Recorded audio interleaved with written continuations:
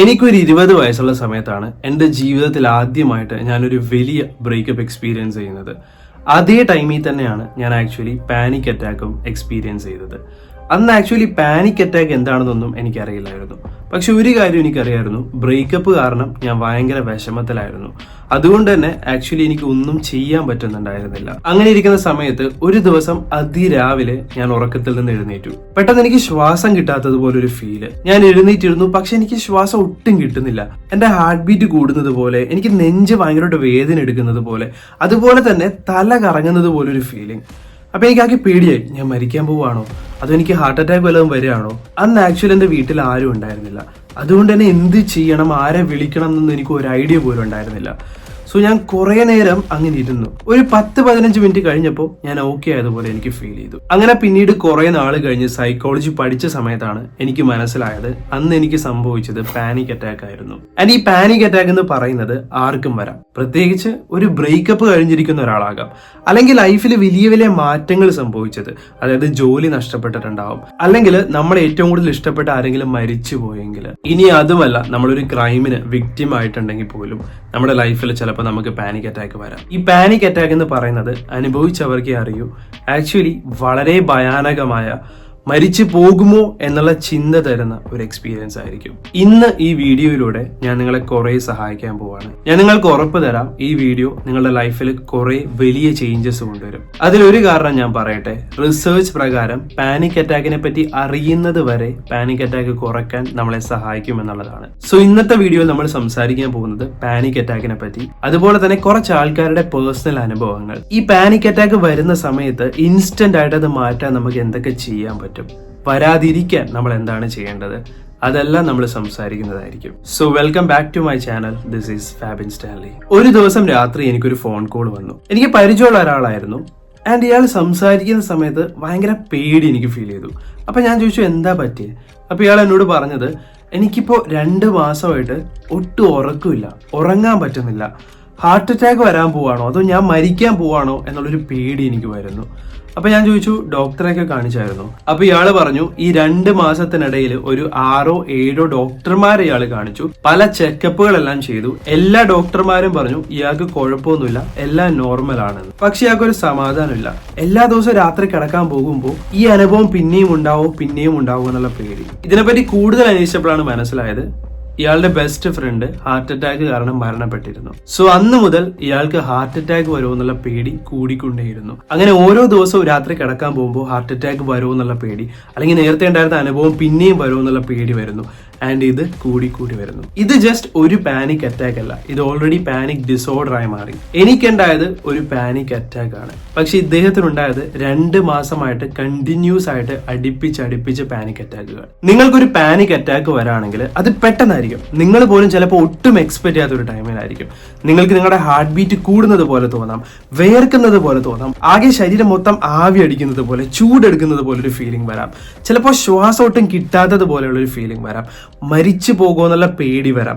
അതോ heart attack വരാണോ, stroke വരാണോ എന്നുള്ള പേടി നിങ്ങൾക്ക് വരാം. ചിലപ്പോൾ നിങ്ങൾക്ക് തല കറങ്ങുന്നത് പോലെ തോന്നാം, നെഞ്ചിലൊക്കെ ആകെ വേദന എടുക്കുന്നത് പോലെ തോന്നാം. ആ സമയത്ത് നിങ്ങൾക്ക് ഒരു എക്സ്ട്രീം ആയിട്ടുള്ള പേടിയും വരും, നിങ്ങൾ മരിച്ചു പോകുമെന്ന്. ആൻഡ് നിങ്ങൾക്ക് നിങ്ങളുടെ തന്നെ കൺട്രോൾ നഷ്ടപ്പെടുന്ന പോലെ തോന്നാം. അങ്ങനെ പേടി കൂടി ചിലപ്പോൾ നിങ്ങൾക്ക് ചുറ്റുമുള്ളതൊന്നും ശ്രദ്ധിക്കാൻ പറ്റാതെ ആകാം. ഞാൻ നിങ്ങൾക്ക് ഒരു എക്സാമ്പിൾ പറഞ്ഞുതരാം. നിങ്ങൾ ഒരു ദിവസം നടന്നു പോകുന്ന സമയത്ത് പെട്ടെന്ന് നിങ്ങളുടെ മുമ്പിൽ ഒരു പാമ്പിനെ കണ്ടിട്ടുണ്ടെങ്കിൽ നിങ്ങൾ എന്തായാലും പേടിച്ചു മാറും അല്ലെ. പക്ഷെ നിങ്ങൾ മനസ്സിലാക്കുകയാണ് അത് ശരിക്കും പാമ്പല്ല, അതൊരു പ്ലാസ്റ്റിക് പാമ്പാണ്, ജസ്റ്റ് ആരോ പ്രാങ്ക് ചെയ്യാൻ വേണ്ടി കൊണ്ടുവന്ന് വെച്ചതാണ്. അങ്ങനെ മനസ്സിലായി കഴിയുമ്പോൾ തന്നെ ആദ്യം പേടിച്ച നിങ്ങൾ കുറച്ച് കൂളാകും, നിങ്ങളുടെ പേടിയെല്ലാം പോകും. പക്ഷെ ജസ്റ്റ് ഇമാജിൻ, നിങ്ങൾ മനസ്സിലാക്കി അത് പ്ലാസ്റ്റിക് പാമ്പാണെന്നും അതൊരു പ്രാങ്കിന് വേണ്ടി ആരോ ചെയ്തതാണെന്നും. പക്ഷെ എന്നിട്ടും നിങ്ങൾക്ക് ചിന്ത വരാണ്, ഇനി അത് ശരിക്കും പ്ലാസ്റ്റിക് പാമ്പാണോ, അത് ചിലപ്പോൾ എന്നെ അറ്റാക്ക് ചെയ്താലോ. നിങ്ങളുടെ മനസ്സിൽ നിങ്ങൾക്കറിയാം അത് പ്ലാസ്റ്റിക് പാമ്പാണ്, പക്ഷെ അതിനെ നോക്കുമ്പോൾ പിന്നെയും നിങ്ങൾക്ക് തോന്നുന്നു അല്ല അത് ശരിക്കും പാമ്പാണ്. അങ്ങനെ വരുമ്പോൾ നിങ്ങളുടെ പേടി കുറയുന്നില്ല, നിങ്ങൾക്ക് ടെൻഷൻ കൂടുന്നു. ഇതേ അവസ്ഥയിലൂടെ തന്നെയാണ് പാനിക് അറ്റാക്ക് വരുമ്പോൾ ആൾക്കാർ കടന്നു പോകുന്നത്. കാരണം ഒരു മെജോറിറ്റി പാനിക് അറ്റാക്ക് വരുന്ന ആൾക്കാർക്കും അറിയാം അവർക്ക് പാനിക് അറ്റാക്ക് ആണ് വരുന്നത്, പേടിക്കാൻ ഒന്നുമില്ല. പക്ഷെ സ്റ്റിൽ അവർക്കത് കൺട്രോൾ ചെയ്യാൻ പറ്റുന്നില്ല. പക്ഷെ നിങ്ങൾക്കൊരു കാര്യം അറിയോ, അവരുടെ ശരീരത്തിൽ നടക്കുന്ന സംഭവങ്ങളെല്ലാം റിയൽ ആണ്. ഇതൊന്നും ആക്ച്വലി അവരുടെ തോന്നലല്ല. ഇതെല്ലാം റിയൽ ആയിട്ട് സംഭവിക്കുന്നതാണ്. അവരുടെ ഹാർട്ട് ബീറ്റ് റിയൽ ആയിട്ട് കൂടുന്നുണ്ട്, അവർക്ക് ശ്വാസം മുട്ടുന്നുണ്ട്, അല്ലെങ്കിൽ അവരുടെ സ്റ്റൊമക്ക് അപ്സെറ്റ്, ഇതെല്ലാം റിയൽ ആയിട്ട് സംഭവിക്കുന്നുണ്ട്. ഇത് മനസ്സിലാക്കാനുള്ള ഒരു എക്സാമ്പിൾ ആണ് ഞാൻ ആദ്യം പറഞ്ഞത്. നിങ്ങളൊരു പാമ്പിനെ കാണുമ്പോൾ നിങ്ങൾ പേടിക്കും. ഈ പേടിക്കുന്ന സമയത്ത് ആക്ച്വലി നമ്മുടെ ഹാർട്ട് ബീറ്റ് കൂടുന്നുണ്ട്, അല്ലെങ്കിൽ ബോഡിയിൽ കുറെ മാറ്റങ്ങൾ നമുക്ക് സംഭവിക്കുന്നുണ്ട്. ആൻഡ് ഇത് നാച്ചുറൽ ആയിട്ടുള്ള ഒരു റെസ്പോൺസ് ആണ്. കാരണം നമ്മുടെ ബ്രെയിൻ നമ്മളെ രക്ഷിക്കാൻ വേണ്ടിയാണ് ഇങ്ങനെയെല്ലാം ചെയ്യുന്നത്. ഈ പ്ലാസ്റ്റിക് പാമ്പാണെന്ന് അറിഞ്ഞിട്ടും പേടി മാറുന്നില്ല. അതായത് ഒരു ഡേഞ്ചർ ഇല്ലാതിരുന്നിട്ടും ഈ പേടി മാറാതെ ബ്രെയിൻ ഒരു ഡേഞ്ചർ സെൻസ് ചെയ്യുന്ന അവസ്ഥയിലാണ് ഈ പാനിക് അറ്റാക്ക് വരുന്നത്. പ്രശസ്തനായ British psychologist doctor David M Clark ഇദ്ദേഹം പറയുന്നത് ഇങ്ങനെയാണ്: ഈ പാനിക് അറ്റാക്ക് വരുന്ന ആൾക്കാർക്ക് പാനിക് അറ്റാക്ക് വരാനുള്ള പ്രധാന കാരണം എന്ന് പറയുന്നത് ഇവരുടെ ബോഡിയിൽ വരുന്ന ഈ സെൻസേഷനിലെ ഈ ഹാർട്ട് ബീറ്റ് കൂടുന്നത്, ശ്വാസം മുട്ടുന്നത് പോലെ തോന്നുന്നത്, ഇതിനെല്ലാം കുറെ ഇമ്പോർട്ടൻസ് കൊടുക്കുകയും അതുപോലെ തന്നെ ഈ വരുന്ന സെൻസേഷനെ തെറ്റായിട്ട് വ്യാഖ്യാനിക്കുകയും ചെയ്യും.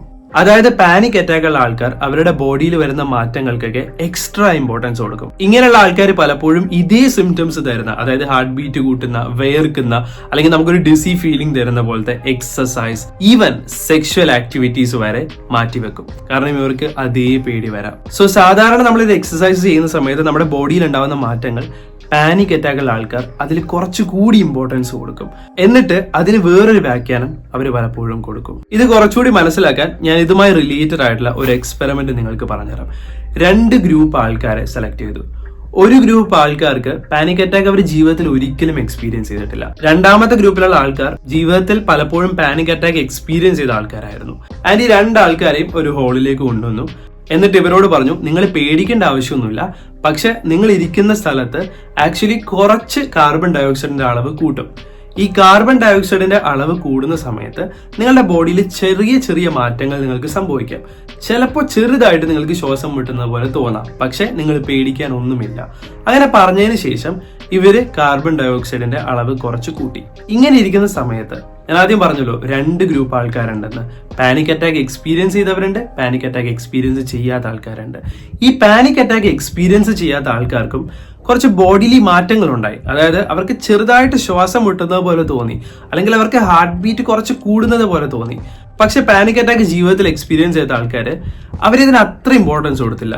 അവർ മനസ്സിലാക്കി അവരുടെ ബോഡിയിൽ എന്തോ മാറ്റം വരുന്നുണ്ട്, പക്ഷെ അവർ വിചാരിച്ചു ഓക്കെ ഇത് അത്ര വലിയ സീരിയസ് ആയ കാര്യമൊന്നുമല്ലല്ലോ എന്ന് വിചാരിച്ച് അവർ കൂളായിട്ട് അവിടെ ഇരുന്നു. പക്ഷെ ജീവിതത്തിൽ പാനിക് അറ്റാക്ക് എക്സ്പീരിയൻസ് ചെയ്ത ആൾക്കാര് ഈ ചെറിയ മാറ്റം പെട്ടെന്ന് ശ്രദ്ധിച്ചു. അവർക്ക് വലിയ തോതിലല്ലെങ്കിലും ചെറുതായിട്ട് ശ്വാസം മുട്ടുന്നത് പോലെ തോന്നി, അല്ലെങ്കിൽ ഹാർട്ട് ബീറ്റ് കൂടുന്ന പോലെ തോന്നിയപ്പോൾ അവർ വിചാരിച്ചു അവർ മരിക്കാൻ പോവാണ്. അവരാകെ ടെൻസ്ഡ് ആവാൻ തുടങ്ങി. അവർക്ക് ഹാർട്ട് അറ്റാക്ക് വരും, അല്ലെങ്കിൽ എന്തെങ്കിലും സംഭവിക്കും, അവർ മരിച്ചു പോകും എന്നുള്ള പേടി അവർക്ക് കൂടി. അങ്ങനെ അവർ പാനിക്കായി. ഈ എക്സ്പെരിമെന്റ് വഴി എക്സ്പ്ലെയിൻ ചെയ്യാൻ ഉദ്ദേശിക്കുന്നത് ഇതാണ്: പാനിക് അറ്റാക്ക് ഉള്ള ആൾക്കാർ അവരുടെ ബോഡിയിൽ വരുന്ന ചെറിയ മാറ്റങ്ങൾ പോലും വലുതായിട്ട് കാണാനുള്ള ചാൻസ് കൂടുതലാണ്. എന്നാൽ പാനിക് അറ്റാക്ക് ഇല്ലാത്ത ഒരാൾ ചിലപ്പോൾ ഈ ചെറിയ മാറ്റങ്ങൾക്ക് അത്ര ഇമ്പോർട്ടൻസ് കൊടുക്കില്ല. അതായത് പാനിക് അറ്റാക്കുള്ള ആൾക്കാർ അവരുടെ ബോഡി സെൻസേഷന് കുറച്ച് ഹൈപ്പർ വിജിലന്റ് ആയിരിക്കും. ആൻഡ് അത് മാത്രമല്ല, ഈ ബോഡിയിൽ വരുന്ന മാറ്റങ്ങൾക്ക് അവരുടേതായ വ്യാഖ്യാനങ്ങളും കൊടുത്തുകൊണ്ടിരിക്കും. ആൻഡ് ഈ വ്യാഖ്യാനങ്ങൾ പലപ്പോഴും അവർ മരിച്ചു പോകും, അല്ലെങ്കിൽ ഹാർട്ട് അറ്റാക്ക് വരും, അല്ലെങ്കിൽ സ്ട്രോക്ക് വരും, എനിക്ക് ചിലപ്പോൾ ഭ്രാന്ത് പിടിക്കുമോ, എന്റെ കൺട്രോൾ നഷ്ടപ്പെടും, എങ്ങനെ പല ചിന്തകളും അവർക്ക് വരാം. ഇനി വളരെ ഇമ്പോർട്ടന്റ് ആയ ഒരു കാര്യം പറയട്ടെ.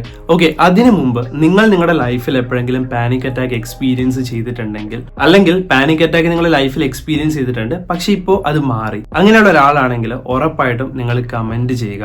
കാരണം ഈ വീഡിയോ കാണാൻ പോകുന്ന ഒരു മെജോറിറ്റി ആയ ആൾക്കാരും പാനിക് അറ്റാക്ക് എങ്ങനെ മാറ്റാം, അല്ലെങ്കിൽ പാനിക് അറ്റാക്ക് എക്സ്പീരിയൻസ് ചെയ്യുന്ന ആൾക്കാരായിരിക്കും. സോ നിങ്ങളും എക്സ്പീരിയൻസ് ചെയ്തിട്ടുണ്ടെന്ന് കമന്റ് ചെയ്യുമ്പോൾ അവർക്കൊരു ആശ്വാസം കിട്ടും. കാരണം അവർ ഒറ്റയ്ക്കല്ല എന്നുള്ളൊരു ഫീൽ ഉണ്ടാവും. ഓക്കെ, അപ്പൊ നമുക്ക് കണ്ടിന്യൂ ചെയ്യാം. ഇനി ഈ പാനിക് അറ്റാക്കുള്ള കുറച്ച് ആൾക്കാർക്കെങ്കിലും വരാൻ പോകുന്ന വേറെ ഒരു വലിയ കണ്ടീഷനാണ് അഗോരാഫോബിയ. ഗ്രീക്കിൽ അഗോര എന്നാൽ ഓപ്പൺ ഗ്യാദറിംഗ് പ്ലേസസ്, അതായത് ക്രൗഡഡ് ആയിട്ടുള്ള ആൾക്കാരുള്ള സ്ഥലങ്ങൾ. തിയേറ്റർ ആകാം, ഷോപ്പിംഗ് മോൾ ആകാം, അല്ലെങ്കിൽ ഒരു വലിയ ഫംഗ്ഷൻ ആകാം. ഇങ്ങനെയുള്ള സ്ഥലത്ത് പോകാൻ ഒരു പേടി വരാം. ഞാനൊരു എക്സാമ്പിൾ പറയാം. കുറെ വർഷം മുമ്പ് എൻ്റെ ഒരു ഫ്രണ്ട് ഒരു സൺഡേ പള്ളിയിൽ കുർബാന കൂടുന്ന സമയത്ത്, അതായത് അന്ന് സൺഡേ ആയതുകൊണ്ട് തന്നെ പള്ളിയിൽ കുറെ ആൾക്കാരുണ്ടായിരുന്നു. പെട്ടെന്ന് കുർബാനയുടെ ഇടയ്ക്ക് ഇവന് തല കറങ്ങുന്നത് പോലെ തോന്നി. ഇവനാകെ വേർക്കുന്നത് പോലെ, ആവി എടുക്കുന്നത് പോലെ, ആൻഡ് അടുത്തുള്ളവരൊന്നും ക്ലിയർ ആയിട്ട് കാണാൻ പറ്റാത്ത പോലെ, കാഴ്ചയിലൊരു മങ്ങല് ഫീൽ ചെയ്യുന്നത് പോലെ ഇവന് തോന്നി. ഇവൻ വിചാരിച്ചു ഇവനവിടെ വീണ് പോകും, ആൾക്കാരൊക്കെ കണ്ടാൽ നാണക്കേടാകും. അത് ഇവന്റെ ടെൻഷൻ ഒന്നുകൂടി കൂട്ടി. അങ്ങനെ എങ്ങനെയോ പള്ളിയിൽ നിന്ന് പുറത്തിറങ്ങി അപ്പൊ അവൻ ഓക്കെ ആയി. എന്നിട്ട് അവൻ വീട്ടിൽ പോയി. അങ്ങനെ അടുത്ത ആഴ്ച അവൻ പള്ളിയിൽ പോകാൻ റെഡിയായി. പെട്ടെന്ന് വീട്ടിൽ നിന്ന് ഇറങ്ങാൻ പോയപ്പോഴാണ് ഈ സംഭവം ഓർമ്മ വന്നത്. ഇത് ഓർമ്മ വന്നപ്പോൾ അവന് പള്ളിയിൽ പോകാൻ പേടിയായി. ഇനിയും ഇങ്ങനെ സംഭവിച്ചാലോ, ഇവൻ വീണു പോയ ആൾക്കാർ കണ്ടാലോ അതാകെ നാണക്കേടാകും, ആൻഡ് വേറെ എന്തെങ്കിലും സംഭവിച്ചാലോ, ഇങ്ങനെ ചിന്തിച്ചവന് പേടിയായി.